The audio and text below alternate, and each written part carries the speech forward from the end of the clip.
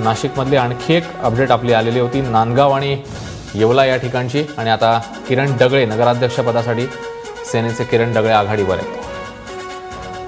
चित्रा वाघ राष्ट्रवादीच्या प्रवक्त्या आपल्यासोबत आहेत। चित्राताई, उत्तर महाराष्ट्रातला खास करून नाशिक आणि त्या पट्ट्याकडे सगळ्यांचं लक्ष होतं। छगन भुजबळांच्या बॅकग्राऊंडला त्यांचं एकूणात पुढचं सगळे वाटचाल या सगळ्यामध्ये राष्ट्रवादीला कुठेतरी धक्का बसलाय का भुजबळांच्या अनुपस्थितीचा? निकाल काय सांगतोय?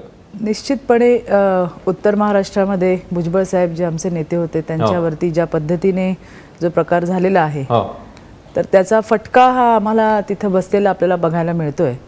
परंतु येवला असेल, अजून मनमाडचा काही निकाल दिसलेला नाहीये, तर त्या ठिकाणी असेल किंवा आणखीन ठिकाणी कार्यकर्त्यांच्या माध्यमातून तिथल्या आमच्या स्थानिक जिल्हाध्यक्षांच्या आमच्या इतर नेत्यांच्या आता नाशिकमध्ये आताच आव्हाड साहेबांना तिथे जबाबदारी पक्षाने दिलेली आहे। त्यावेळेला प्रत्येकाने आपापल्या परीने अतिशय उत्तम असं काम तिथे केलंय। लोकांचे प्रश्न घेऊन सतत पुढे येण्याची, रस्त्यावर येण्याची भूमिका राष्ट्रवादी काँग्रेस पक्षाने घेतली होती।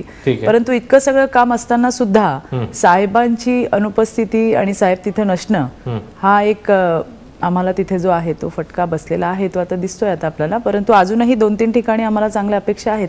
येणाऱ्या काही वेळामध्ये तेही चित्र जे आहे ते स्पष्ट होईलच। ठीक आहे, विजय चोरमारे सरांकडे जाऊया। चोरमारे सर, उत्तर महाराष्ट्रातला मधला खास करून हा जो अपडेट येतोय भुजबळांच्या अनुपस्थितीत राष्ट्रवादीची सध्याची स्थिती तुम्ही कसं बघताय?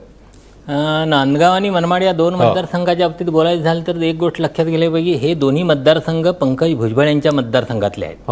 म्हणजे तिथं दोन्ही ठिकाणी राष्ट्रवादीची सत्ताधान हा राष्ट्रवादीसाठी आणि पंकज भुजबळ यांच्या पुढच्या वाटचालीसाठी मोठा धक्का आहे असं म्हणावं लागेल। दुसरं शिन्नरचं, मला वाटतं शिन्नरमध्ये शिवसेनेची येते का? हा, तिथं शिवसेना आणि भाजप अशी लढत आहे। म्हणजे तिथले शिवसेनेचे आमदार राजाभाऊ वाजे आणि जे मूळचे राणे समर्थक असलेले, मूळचे शिवसेनेचे राणे समर्थक काँग्रेस असले माणिकराव कोकाटे हे आता भाजपमध्ये आहेत। ही तिथली शिन्नरची लढत ही या दोघांच्यात होती। म्हणजे तिथं पुन्हा कोकाटेंना धक्का बसलेला आहे आणि तिथं वाजेंची सत्ता आलेली आहे। तर भुजबळांच्या दृष्टीनं, म्हणजे राष्ट्रवादी काँग्रेस आणि भुजबळ या दोन्हीच्या दृष्टीनं नाशिकच्या ज्या निवडणुका आहेत त्या खूप महत्त्वाच्या आहेत आणि तिथं राष्ट्रवादी काँग्रेसला मोठा फटका बसणार आहे। फक्त आता येवल्यातच बघावं लागेल, जो येवल्या प्रॉपर भुजबळांचा स्वतःचा मतदारसंघ आहे, तिथं कशा पद्धतीनं लोकांनी भुजबळांच्या बाजूने किंवा राष्ट्रवादी काँग्रेसच्या बाजूने मतदान केलं आहे हे एवढीच आता बघावं लागेल। पण आता नांदगाव मनमाड हा फार मोठा धक्का राष्ट्रवादीला, भुजबळला आणि पंकज भुजबळांना विशेषतः आहे असं मला वाटतं। ठीक आहे।